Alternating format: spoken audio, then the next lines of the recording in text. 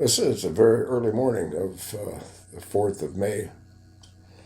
Time now is 9 minutes to 3. Can't turn it off. The mind just starts racing, and I've got a lot of things to talk about. Clip on 60 Minutes, Australia. Place her on 28 minutes. Why is Dumpy Donald Trump refusing to release the Epstein files? Why do you think that is? Huh? Let's have a listen to this clip, see what's in it. And I'm all sweaty in running shorts. Donald Trump walks in, hovering and smirking like a Cheshire grin. The president and the pedophile. Are you still talking about Jeffrey Epstein? He's been dead for 6 years. Trump supporters see Jeffrey Epstein as the devil. The billionaire Jeffrey Epstein. We need to release the Epstein list. I call it the Epstein hoax. Continues to haunt Donald Trump. Trump really seems to be hiding something. That's next on 60 Minutes. No matter the ultimate outcome of Donald Trump's face-to-face dialogue with Vladimir Putin in Alaska, just getting the meeting to happen is a significant achievement for the US president. It's clear Trump is not without talents. On his home front, he's been particularly adept in his ability to endure scandal.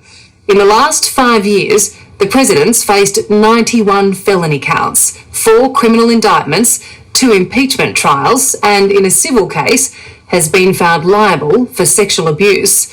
Yet last November, a majority of Americans still voted for him to lead them. Now though, there are chinks in Trump's armour.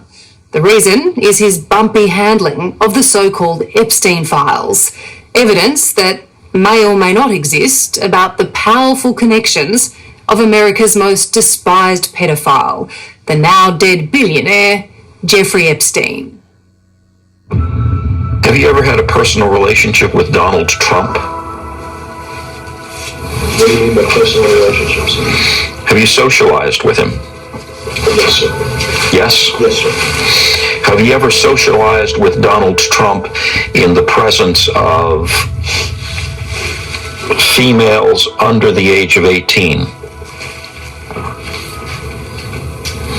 Though I'd like to answer that question, at least today, I'm going to have to assert my 5th, 6th, and 14th Amendment rights, sir.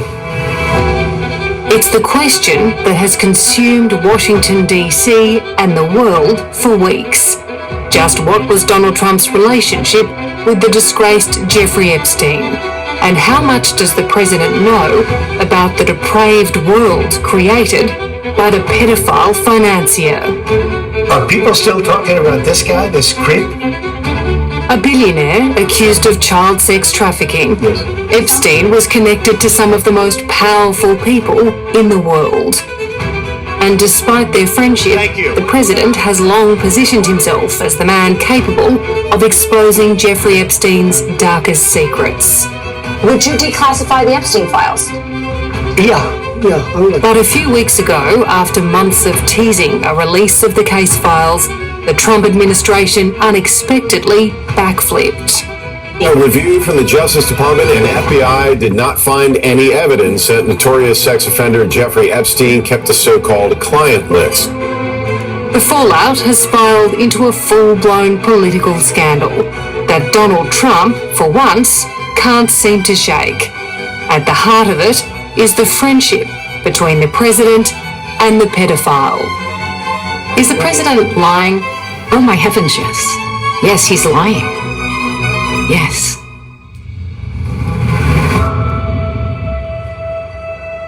The best proof. That just popped up.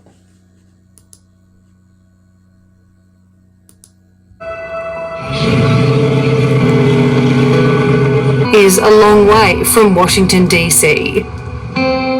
It's where Maria Farmer has built a quiet life for herself after she was abused by Jeffrey Epstein and his accomplice, Ghislaine Maxwell. But as scandal has engulfed the White House, she can no longer stay silent about President Trump's handling of the Epstein files. It's one of the most egregious acts of injustice I've ever witnessed.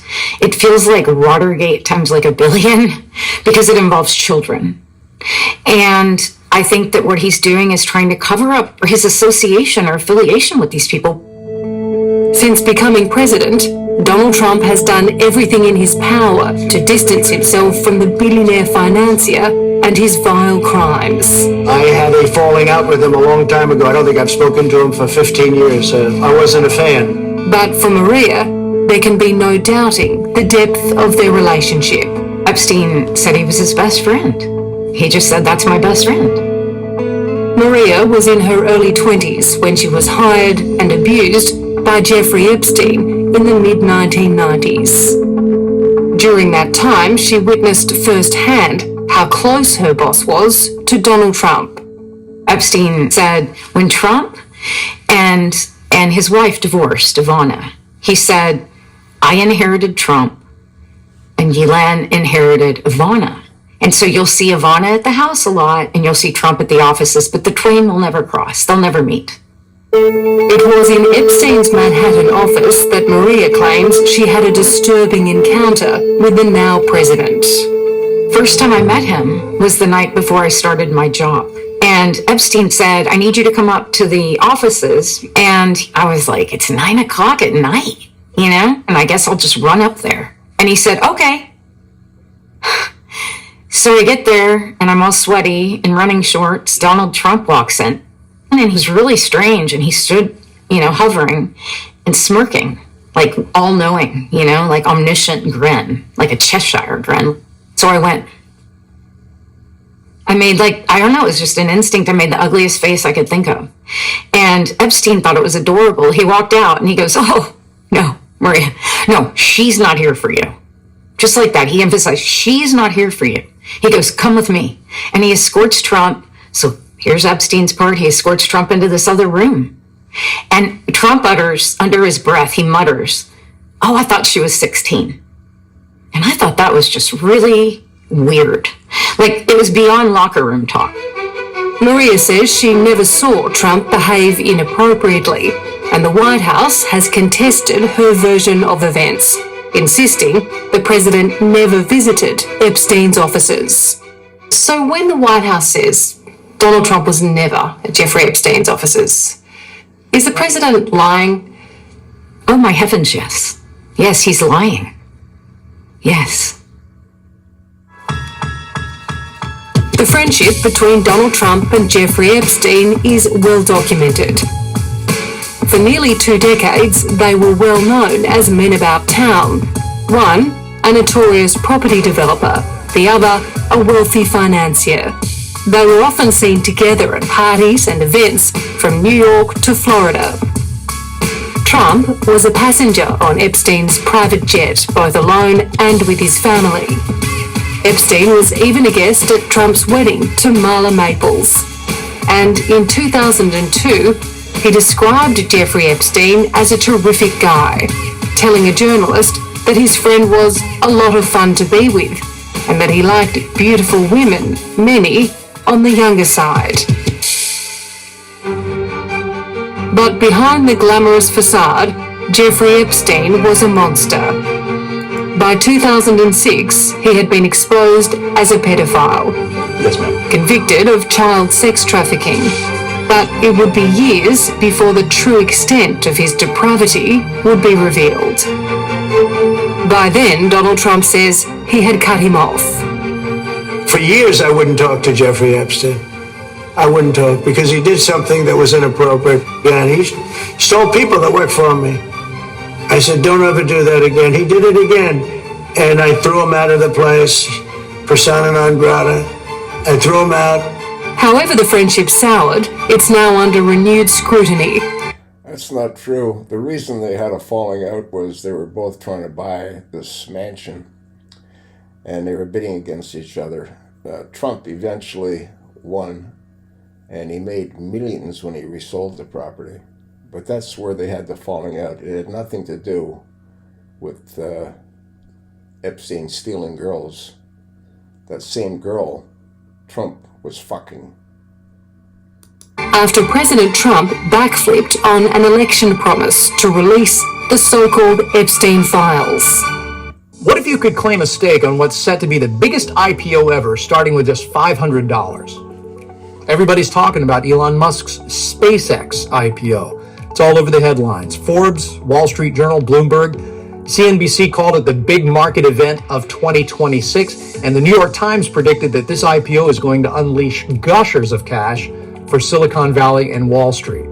So what is it that's so special about this IPO? Well, according to former tech executive and investing legend Jeff Brown, it's actually not about launching rockets to Mars or satellite internet or anything you've probably heard from the media. It's actually much bigger than that, because this IPO is actually a key part of Elon Musk's secret AI master plan, a plan that's set to unlock the full power of artificial intelligence, unleashing what he is calling and predicting will be an ad popped up. Sorry, folks, I was doing a search. I went ahead and I wanted to know if pedophilia is a mental condition. According to the medical and psychiatric classification system, pedophilia is recognized as a mental health disorder, often termed pedophilic disorder. What that really means is that he's sick. $1 quadrillion new... He meaning Dumpy Trump. What is it about the Epstein case, these promised files, that's so alluring, so fascinating to Trump's followers and his detractors? There were a lot of unanswered questions. How did he make so much money? Why were all of these influential people, from Bill Gates to Bill Clinton to Donald Trump, why did they all hang out with him? What exactly was he up to? And you have these real legitimate victims. Will Summer is a seasoned political reporter and author. He says this issue has captivated Trump's Make America Great Again movement like no other. I mean, Trump supporters see Jeffrey Epstein as the devil. I mean, they see him as an incredibly evil figure, and to be fair, I mean, I think they're correct. But they also see him as perhaps as someone who was the key to this larger network. This guy who was, in their belief, providing young girls to world elites. Many believe the names of who was in that network lie within the Epstein files. More than 300 gigabytes of data and physical evidence of the vile crimes committed against more than 1,000 girls and young women. Some, like the flight logs from his private plane, dubbed the Lolita Express, have already been made public, but any kind of client list remains elusive. Earlier this year, though, the president was told his name appears in the files several times. It's not clear in what capacity, but the revelation has added to the intrigue about why he won't make them public. In a sense, is that part of why this has become such a big problem for Trump? Because on one hand, his supporters who see Jeffrey Epstein as the devil, see Trump as the man who's going to bring it all to light and expose it all and bring it all down. But then on the other hand, he's clearly involved. It's something that's very hard for them to figure out. And I think this is why this moment has been so challenging for Trump, because they were able to ignore, decades old video footage. But now that you have this more information about their relationship coming to light, and then the biggest obstacle, which is that Trump really seems to be hiding something. And so as a result, people, even Trump supporters, are starting to say, geez, this is really suspicious. Maria Farmer is certainly suspicious. Not just because of her experience with the now president, but because she alerted authorities years ago. She was the first of Jeffrey Epstein's victims to sound the alarm, contacting the FBI in 1996 and documenting it in her diary at the time. And I just remember trying to explain to this man at the FBI that children are in severe danger. And so I told him, I said, listen, I'm calling to report an international pedophile and child porn ring. This is a federal crime. And it wasn't only Jeffrey Epstein and Ghislaine Maxwell she mentioned. I said, and there's this businessman. I said, he's kind of cheesy. And I said, I can't remember if I described him as a game show host or used car salesman or something like that. But I said, he's a prominent businessman. He's a New York fixture. And they said, oh, Donald Trump. The FBI guessed, based on that brief description, that I was discussing Donald Trump. Her complaint wasn't taken seriously then or in 2006 when she repeated her allegations to federal authorities who were finally investigating Jeffrey Epstein. So when President Trump vowed to get to the bottom of the Epstein saga, Maria was cynical. I reported him because I knew he was part of this gang. I didn't know on what level. I just knew that he was very much a part of it. And as you'll see, the president's reluctance to be transparent has, for the first time, turned his supporters against him. I expected files to be released and people that deserve to be held accountable. Watch what? Get rid of that ad.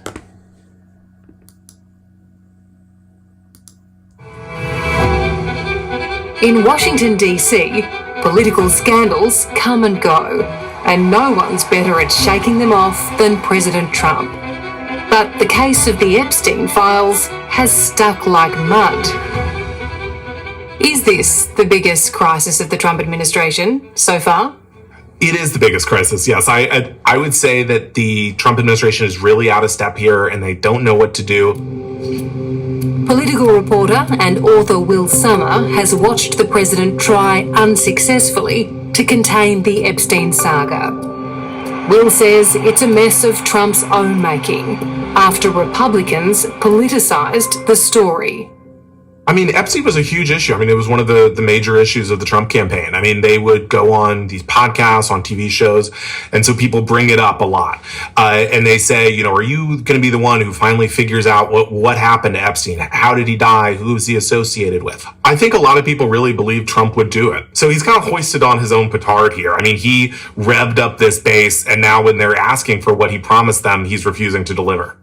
Disgraced financier Jeffrey Epstein is dead. When Jeffrey Epstein's death in 2019 was ruled a suicide by a New York medical examiner, almost immediately, President Trump publicly latched on to conspiracy theories that it was part of a cover-up to protect his client list. There's certainly about the way he died. It would be interesting to find out what happened there, because that was a weird situation and the cameras didn't happen to be working, et cetera, et cetera. Trump really is sort of the conspiracy theorist in chief in the United States. I mean, he is a guy who built his political career on conspiracy theories and just sort of lies more broadly. A lot of his appeal is based on the idea that he builds himself up as this guy who will protect you, not just from Democrats or people whose policies you don't like, but from these really nefarious, evil forces. And then the question you have to ask is, did Bill Clinton go to the island? Because Epstein had an island. That was not a good place, as I understand it, and I was never there. Releasing the files, and in doing so, bringing down the so-called Washington elites, was a Trump presidential campaign promise. I went ahead, I did another search. I wanted to know if pedophilia can be cured. I'll attach this link as well. There'll be 3 links in this clip. Based on current medical and scientific consensus, pedophilic disorder cannot be cured. There is no known treatment that can change a person's fundamental sexual interest or preference. There you go, folks. Let's go back. Yeah, I'd be inclined to do the Epstein. I'd have no problem with it. Repeated by the right-wing echo chamber. Release the list. Seriously, we need to release the Epstein list. That is an important thing. So when the administration changed course last month, I call it the Epstein hoax. announcing there was no client list, no evidence of blackmail, and nothing to see, the reaction from the Make America Great Again movement was swift and furious. I can't reconcile this Donald Trump with the Trump that we're seeing right now, the Trump that is gaslighting the public right now. The Epstein scandal is definitely terminal cancer to Trump's MAGA movement. You're telling me there's no list after you told me there was a list? Where's the Epstein files? Can't find them. Don't exist. Like, they can get away with shit, man. I have 3 of my MAGA hats here today, and we're going to burn them. Have you been surprised by the extent of the backlash from Donald Trump's support base? A lot of people who voted for him have now turned against him. I think that comes certainly when you make statements and promises and then you walk it back. Theresa Helm voted for President Trump in last year's election because she believed he would expose Epstein's wider network. I expected files to be released and people that deserve to be held accountable. And she has more reason than most to feel betrayed by the president's lack of action. In 2002, while studying at a massage college in Los Angeles, then 22-year-old Theresa was lured into Jeffrey Epstein's dark orbit when she went for a job interview. He was a very charismatic man. He was very friendly to start. I felt good about being there. I felt good about this opportunity. Then he said, let's go to my office. That's when everything changed and his demeanor changed. It was there, Theresa says, Epstein requested a massage. Literally within seconds, everything shifted from what I thought was a safe interview to this is very unsafe and this does not feel right and this is not right and I don't know what's happening and I don't know what to do. Not too much longer later, I found the door and ran out of there. She was lucky she got away. Theresa says she was sexually assaulted by Epstein, but it was years before she realised she was one of hundreds of young women ensnared in his depraved world. It was definitely systematic. Everything was pre-planned, pre-arranged, organized. I was like a human baton that these women just passed along. The Department of Justice has said there is no concrete evidence, there is no basis for investigating any third party. In your experience, how is that possible? It's impossible to do everything that they've done and harmed as many people as they have harmed without help. You know, they've had a lot of help, so who are they?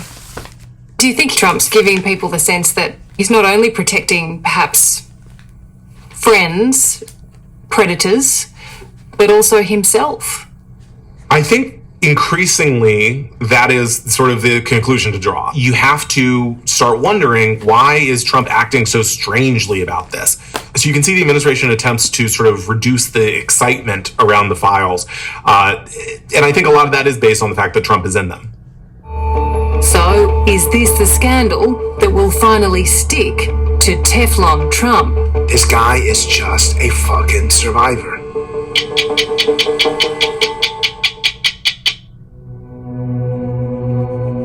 Whatever you think of Donald Trump, there can be no denying the first 6 months of his second presidency has been productive. He's secured the border, addressed inflation, and introduced a sprawling budget bill, overhauling tax cuts and healthcare. But for weeks now, no matter where he is in the world or what's on his agenda, there's a dark, uncomfortable controversy the president simply can't escape. You know, Epstein was always a very controversial guy. I never had the privilege of going to his island, and I did turn it down, but a lot of people in Palm Beach were invited to his island. It is a crisis for him, because it's a crisis of credibility. It's a crisis of integrity. Donald Trump needs to be talking about legislation. He needs to be talking about policy. So anytime he's on the defense, anytime he's talking about something that he said or did that isn't about getting something done for the American people, that's a negative. Pollster and political analyst Frank Luntz has done more focus groups with Trump voters than just about anyone in the United States. So he knows why, even in the face of scandal, Trump's base is unshakable. his own voters aren't voting for him because of his character. His own voters aren't voting for him because he's a stand-up guy. They're voting for him because he'll bring about the change they want and they need, and frankly, they deserve. Look at it this way. He was impeached twice. He was involved in January 6th, 4 different cases, 91 felony counts, and he was still elected president. Donald Trump is the ultimate survivor, and I expect nothing different about this current situation. This guy is just a fucking survivor. But for those who were harmed by Jeffrey Epstein, there's no forgiving or forgetting. Maria Farmer was sexually assaulted by Epstein and Ghislaine Maxwell in 1996. She reported the pair to the FBI that same year and named Donald Trump as one of their associates.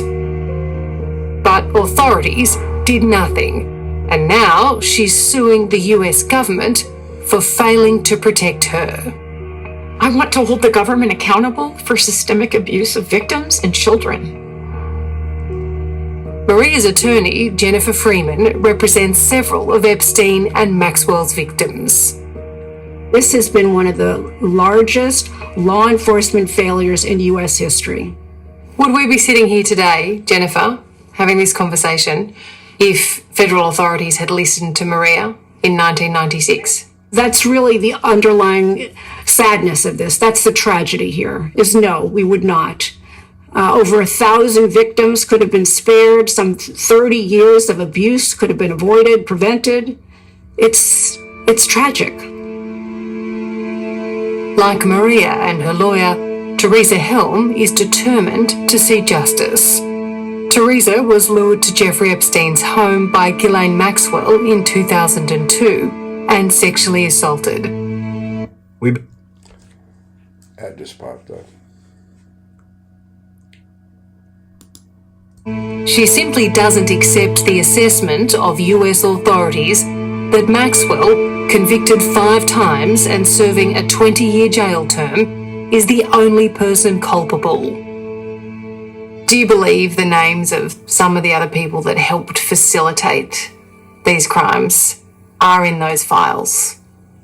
I don't know exactly what these files are supposed to look like. I have no idea. But what I do know is there has to be evidence supporting their network. You don't carry out an enterprise of exploitation for decades and have no paper trail or no trail at all. Jeffrey Epstein's secrets died with him, and Ghislaine Maxwell has repeatedly denied her crimes, refusing to reveal details of how the trafficking operation was run and who else was involved. But with pressure building on the president to take action, he sent federal authorities to interview Maxwell at a Florida courthouse late last month. She was asked maybe about 100 different people. She answered questions about everybody, and she didn't hold anything back. But isn't the insane? Already, Ghislaine Maxwell has been moved to a minimum security prison, and she's playing the president, refusing to testify before Congress unless she's granted protection. How do you feel when you see federal authorities sent to re-interview her, that she's moved to a minimum security prison? It's disgusting. Ghislaine is a liar and a pedophile. Who gives credence to that? Mr. President! There can be no doubt Trump's sloppy handling of the Epstein files and the ensuing mess has wounded him. But according to Frank Luntz's recent polling, it's not enough to permanently scar the president. Make no mistake, Jeffrey Epstein is probably the most hated person in America next to Adolf Hitler. But that said, it's not something top of mind. It is not something that people prioritize. Is this an irritant? Absolutely. Does this change the political equation for Donald Trump? Probably not. For now, it's proving a tenacious thorn in the president's side. But like so many who've supported Donald Trump, Teresa is willing him to resolve this saga. Do you fear the president is not releasing these files in order to protect certain people? I hope not. Perhaps even himself. I feel that I'm holding on to hope that we're going to get to the bottom of this. Because I'm not ready to accept that this is the end of the road and this is a case closed. I'm not ready to accept that. So, like, what do you think, huh? Again, I got 3 links. Pedophilia is a mental disorder, and it cannot be cured. That's horrifying to know that our president is a fucking pedophile. I'll attach 3 links. Look at it. Pass it along, and thanks for listening.